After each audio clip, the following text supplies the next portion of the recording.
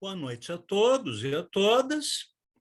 Hoje vamos conversar sobre o budismo tibetano, conhecido como Vajrayana, ou Caminho do Diamante, em sânscrito, e ainda como Mantrayana, ou Caminho do Mantra. Cada escola budista tem a sua particularidade, mesmo dentro do Mahayana, que abriga diferentes seitas, que dão ênfase, ora, ao aspecto devocional, como ocorre na seita da Terra Pura, ou no aspecto místico e esotérico, como acontece no Shingon japonês, ora na meditação silenciosa, que é um dos métodos do Zen budismo, sobretudo na escola Soto, enquanto a decifração de koans é mais habitual na escola Rinzai. Outros ramos budistas, como a escola Theravada, dão ênfase ao estudo erudito da Tripitaka, que reúne os sutras escritos em Pali, a partir dos sermões proferidos por Buda, enquanto algumas linhas do Mahayana estudam também os sutras escritos em sânscrito e em chinês, que teriam sido revelados após a morte de Siddhartha Gautama. Todas essas escolas se espalharam pela Ásia, Índia, Nepal, Butão, Sikkim, Tibete, Coreia, Japão, China, Sudeste Asiático, e depois chegaram ao mundo ocidental, sobretudo a partir da segunda metade do século XIX, após o final da Segunda Guerra Mundial, quando cresceu o interesse pelas filosofias orientais na Europa e nos Estados Unidos.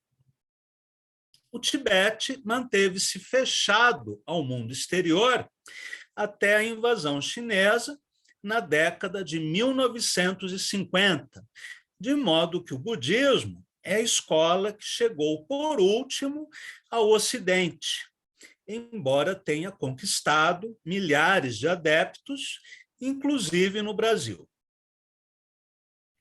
Antes da adoção do budismo como religião oficial de Estado, unindo a esfera política, antes da adoção do budismo como religião oficial do Estado, unido à esfera política na forma de uma teocracia, em que o poder espiritual e o temporal estavam concentrados nas mãos do Dalai Lama, o Tibete possuía uma tradição religiosa autóctone, chamada Bon, semelhante às práticas mágicas e xamânicas.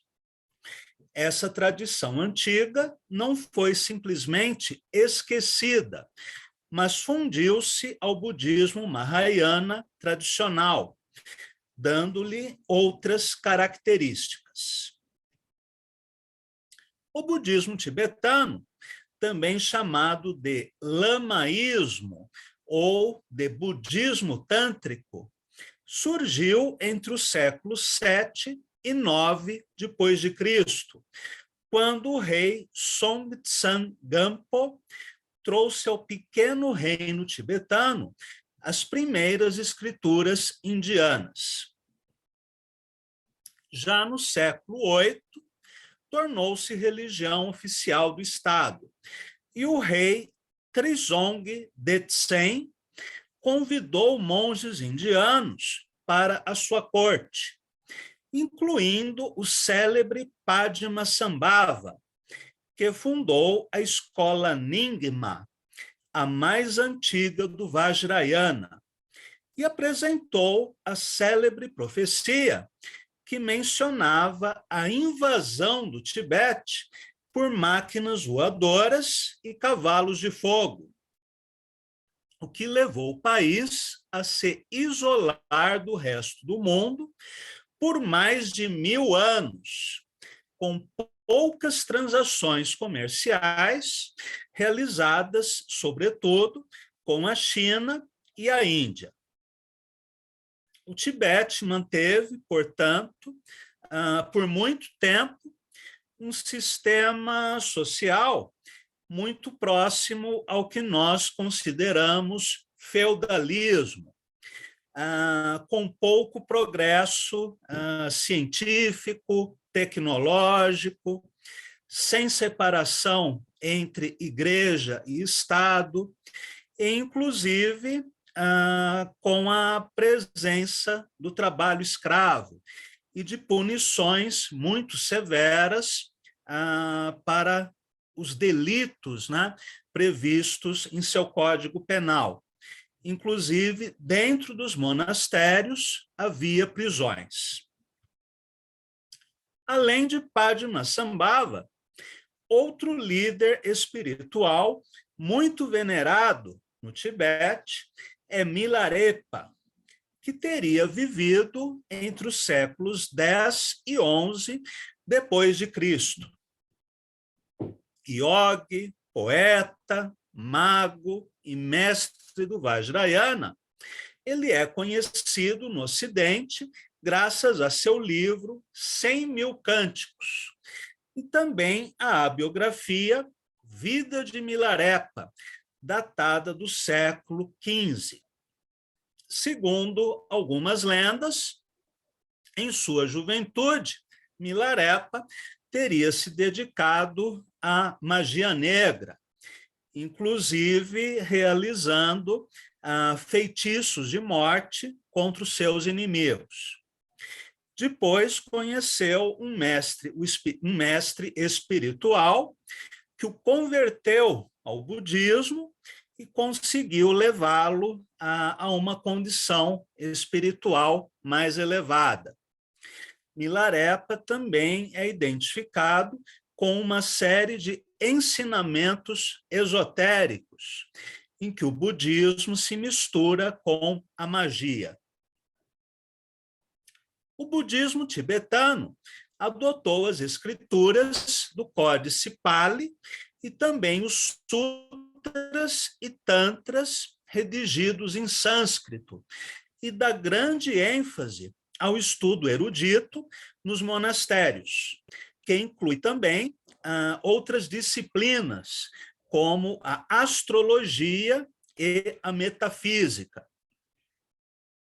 Enquanto no budismo Zen do Japão, por exemplo, a especulação metafísica é deixada de lado em favor da prática da meditação silenciosa, no Tibete é muito comum certos desafios ou duelos entre sábios que testam o seu conhecimento, né, das escrituras budistas.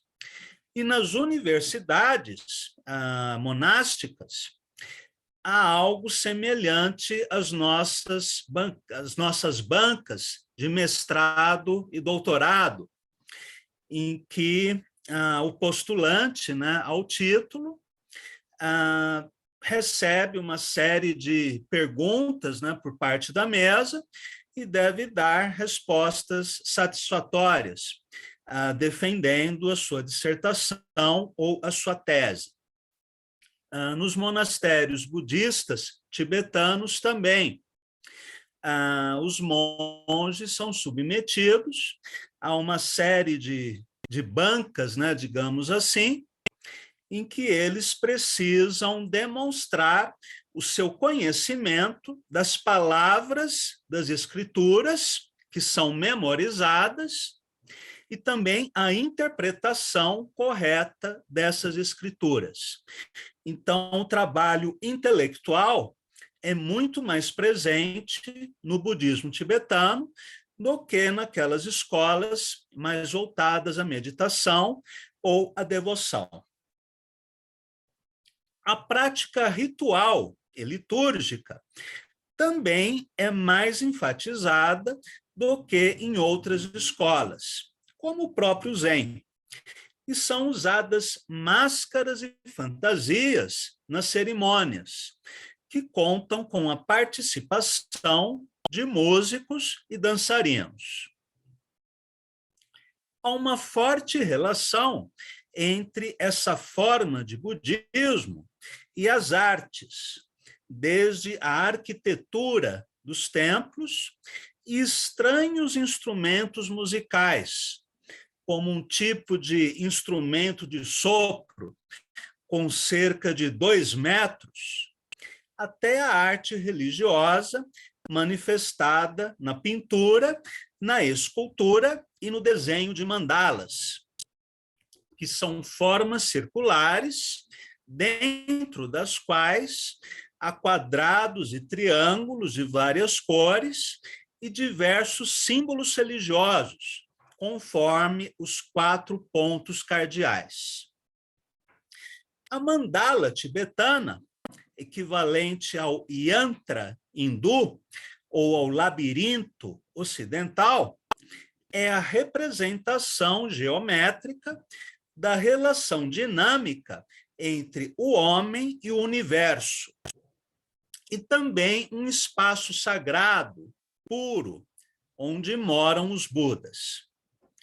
É construída com areia colorida por monges em um período largo de tempo, e depois desfeita com um simples gesto de mão, para simbolizar a impermanência dos fenômenos e também para se evitar o apego às formas, mesmo no caso de uma forma sagrada. Vamos ver alguns exemplos de mandalas. Vocês percebem bem no centro, né, da mandala, esses 3 Budas, e depois, dentro do círculo e dentro desses 2 triângulos, outras figuras sagradas, né, que representam Budas femininos e masculinos. E também embaixo, no quadro, aparecem mais Budas. Vamos ver mais algumas figuras.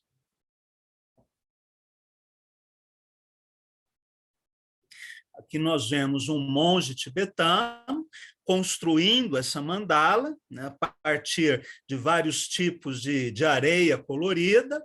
Em geral, eles usam uma máscara e instrumentos especiais para aplicação da areia. Vamos ver mais algumas.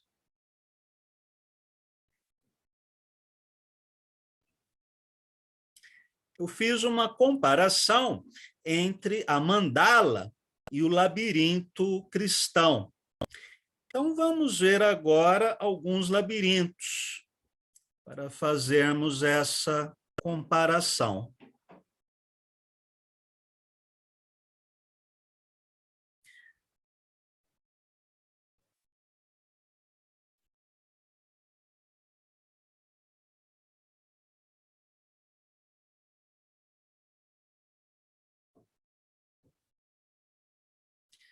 Vamos ver agora, então, alguns labirintos.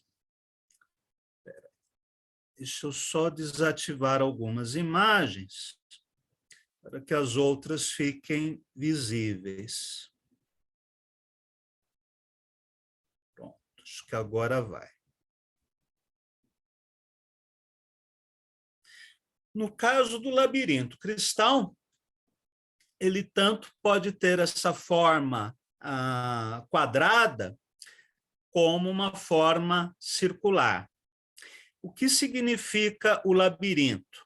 Ele é um percurso iniciático, em que o cristão vai da periferia até o centro do labirinto.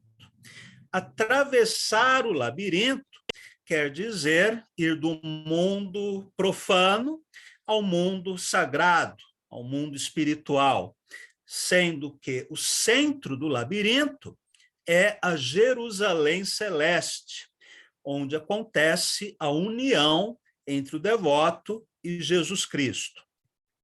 Há dois tipos básicos de labirinto: o unicursivo e o multicursivo. No caso do labirinto unicursivo, há um único trajeto, desde o início do labirinto até o seu centro. No caso do labirinto multicursivo, você tem várias possibilidades de trajeto. Portanto, a chance de se perder é muito maior. O labirinto é um lugar de confusão, de medo, de perplexidade, de perigo, já que há várias armadilhas ao longo do trajeto. E também é um espaço iniciático, onde você deve decifrar enigmas, decifrar símbolos, até chegar ao centro, o que representa a iluminação. Muito bem.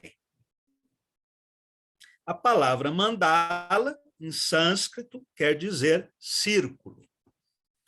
O aspecto devocional é muito presente no budismo tibetano, sendo comum o uso de rodas de oração, que vocês já devem ter visto em filmes, aquelas bandeirinhas coloridas que geralmente nós vemos na entrada dos templos ou das casas de praticantes desse budismo, e ainda as oferendas realizadas aos Budas e aos Bodhisattvas, sendo muito popular a devoção a Aryatara, uma princesa indiana que teria atingido a iluminação, o que era considerado um estado impossível de ser alcançado pelas mulheres, conforme os sacerdotes da época, e se tornado a equivalente da Kuan Yin chinesa e da Kannon japonesa, ou seja, o aspecto feminino de Buda. E ela representa a sabedoria e a compaixão. Vamos ver uma imagem de Tara e também imagens de Kannon e de Kuan Yin. Só vou salvar as imagens aqui no notebook e eu já abro para vocês.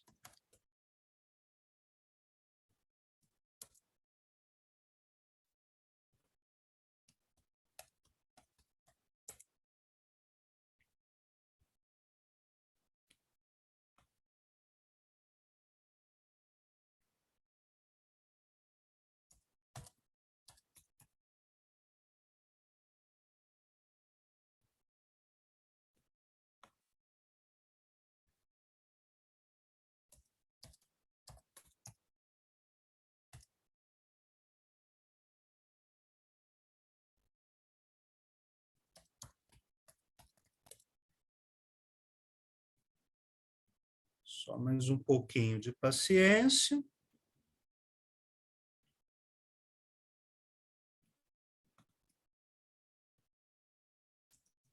Pronto. Agora eu vou abrir as imagens, minimizá-las. Já vou poder abrir para vocês.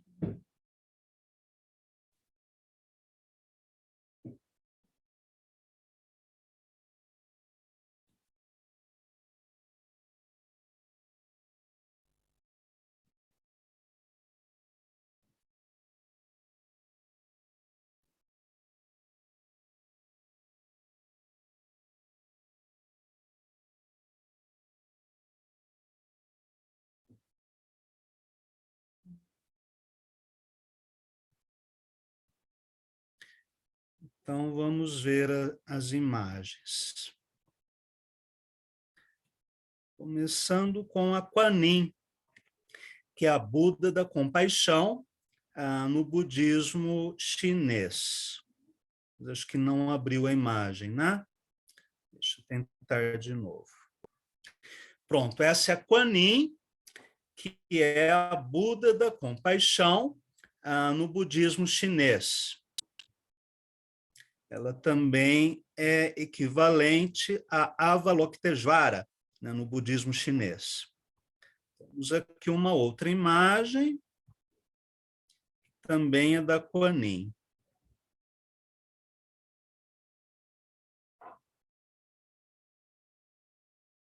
Só um segundo.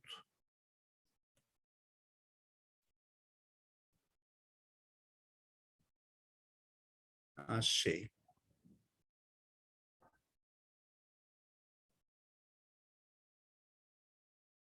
Essa é uma outra forma de Kuan Yin, né, com os múltiplos braços. Isso é influência da arte religiosa indiana, em que a deusa Kali, muitas vezes, é representada, né, com vários braços. Deixa eu mostrar mais algumas figuras.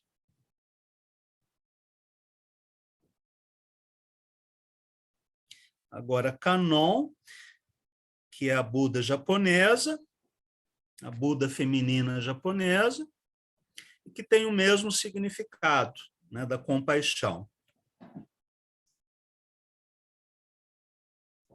Agora falta abrir a imagem de Tara.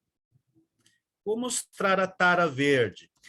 Existe a Tara verde e a Tara vermelha, que são dois aspectos da mesma deusa. Deixa eu salvar essa imagem aqui. Pronto.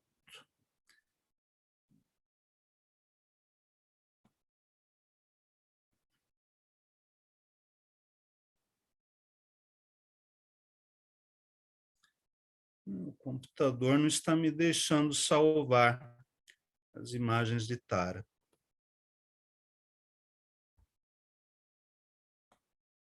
Agora acho que vai. Pronto. Deixa eu voltar aqui.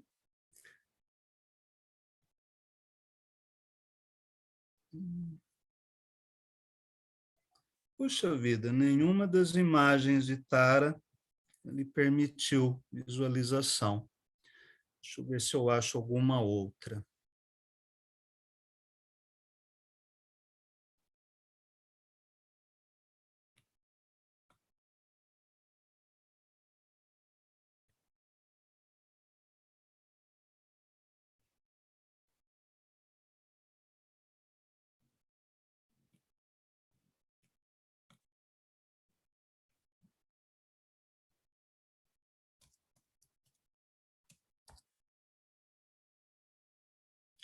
Agora acho que vai.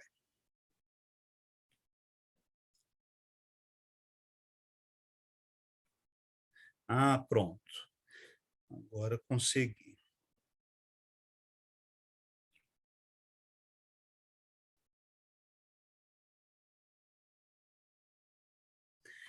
Então, essa é a Tara verde, ou Arya Tara, que é uma divindade, né, muito popular no budismo tibetano. Depois vocês podem pesquisar, né, no Google Imagens, há várias gravuras, né, muito bonitas, mas muitas não permitem fazer o download.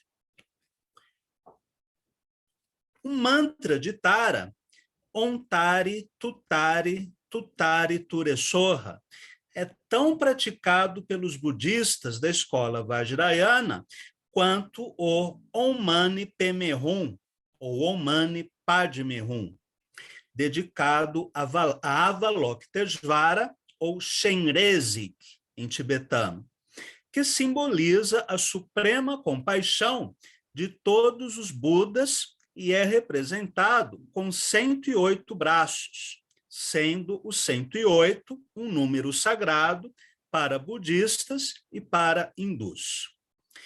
A pronúncia Om Mani Padme Hum é em sânscrito. Padme significa lótus, né, a flor de lótus. Mas no budismo tibetano, essa palavra muda para Peme. Aí fica Om Mani Padme Hum. São cultuados também os 5 Dhyani Budas, que combatem os 5 principais venenos da mente. Ratnasambhava combate o orgulho e favorece a humildade. Amitabha combate o desejo, a avareza, a luxúria e favorece a generosidade e o desapego. Amoghasiddhi combate a inveja e o ciúme e favorece a equanimidade. Vairochana combate a ignorância e favorece a sabedoria. Por fim, a Kshobhya combate a raiva e o ódio e favorece a sabedoria do tipo espelho, em que vemos as coisas com clareza e nos permite vislumbrar a real natureza de todas as coisas. Justamente por combater diretamente os 5 venenos mentais, o Tantra é considerado por alguns o caminho mais rápido para a iluminação. Há várias outras entidades nesse panteão budista, como as Dakinis ou Budas femininas, muitas vezes representadas em união sexual com os Dhyani Budas, sendo essa uma metáfora religiosa com evidente influência da arte tântrica indiana. O budismo tibetano, inclusive, além dos sutras, adota os tantras, escrituras sagradas que abordam a busca da iluminação por meio de práticas meditativas que incluem a recitação de mantras, os gestos rituais ou mudras, as visualizações de Budas e Bodhisattvas ou dos 5 principais chakras de nosso corpo. E ainda o fluxo de energia dentro de nós, na forma de luzes coloridas ou de campos iluminados fora de nosso corpo, como campos de proteção. A palavra Tantra, em sânscrito, significa rede, teia, no sentido de interdependência entre todas as coisas e seres no universo. E designa tanto certos livros sagrados do budismo e do hinduísmo, quanto práticas de yoga mística, que não estão relacionadas com a busca do prazer sexual, apesar da interpretação incorreta que circula no Ocidente. Já na arte tântrica hindu, de linha shivaíta, é comum vermos a deusa Kali dançando em cima do corpo de Shiva, ou mantendo relações sexuais com ele. Mas isto representa a união entre Deus e a alma, e também entre o aspecto masculino da divindade, ou Purusha, com o aspecto feminino, ou Prakriti, que é a energia material responsável pela criação do mundo. A outra palavra para Prakriti é Shakti. No budismo tântrico, temos o Yabyum, que significa a união entre a sabedoria e a vacuidade. Vamos ver algumas imagens do Yabyum, que chocou imensamente os ingleses quando eles chegaram ao Tibete, assim como eles ficaram chocados, né, com a arte erótica da Índia. Essa é uma imagem de Yabyum. Vamos ver mais algumas.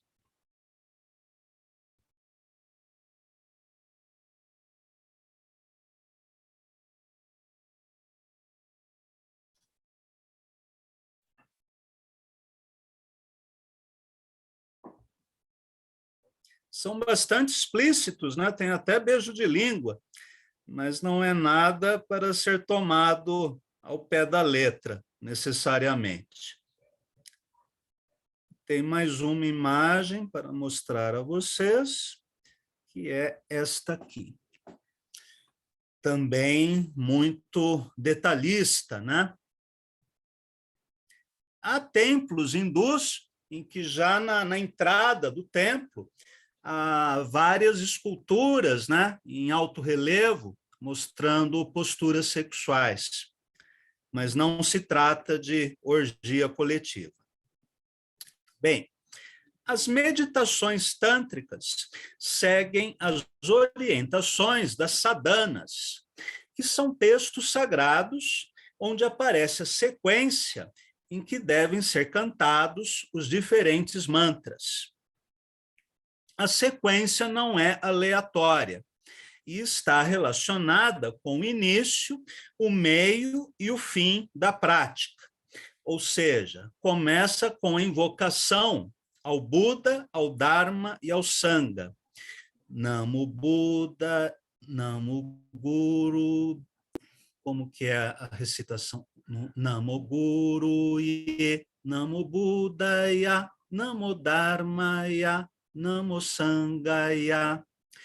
Depois acontece a geração da energia e a distribuição da energia, ou dedicação dos méritos, conforme a intenção de cada prática.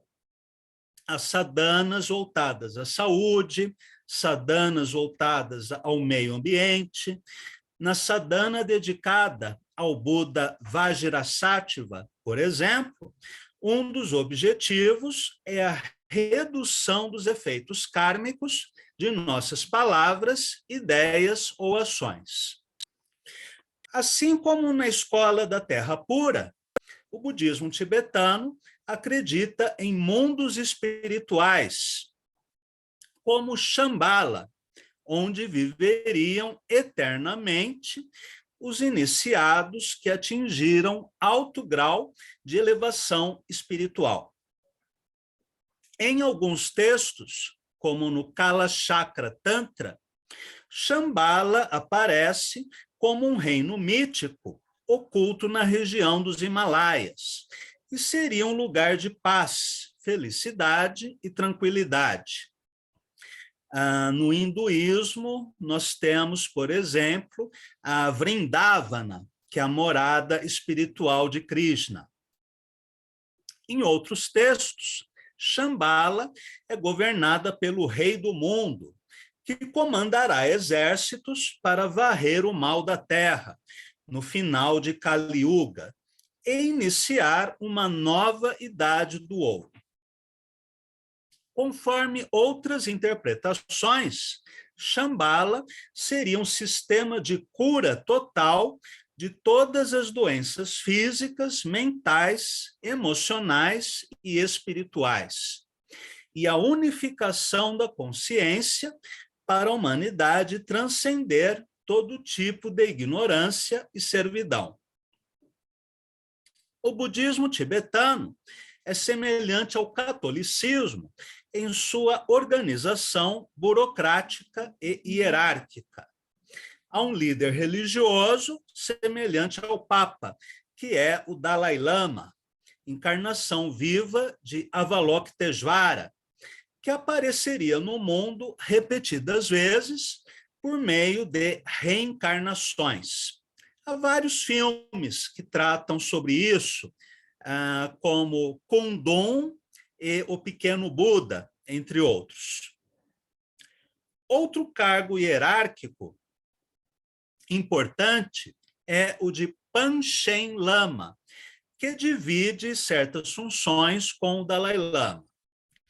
Assim como no catolicismo, há várias ordens, como os franciscanos, os dominicanos, beneditinos, há várias linhagens, como os Nyingma, os Gelupa, os Kakya e os Kagyu, sendo que nem todas essas linhagens reconhecem a autoridade do Dalai Lama. Na próxima semana, estudaremos mais alguns aspectos do budismo tibetano. Boa noite a todos e a todas e até lá.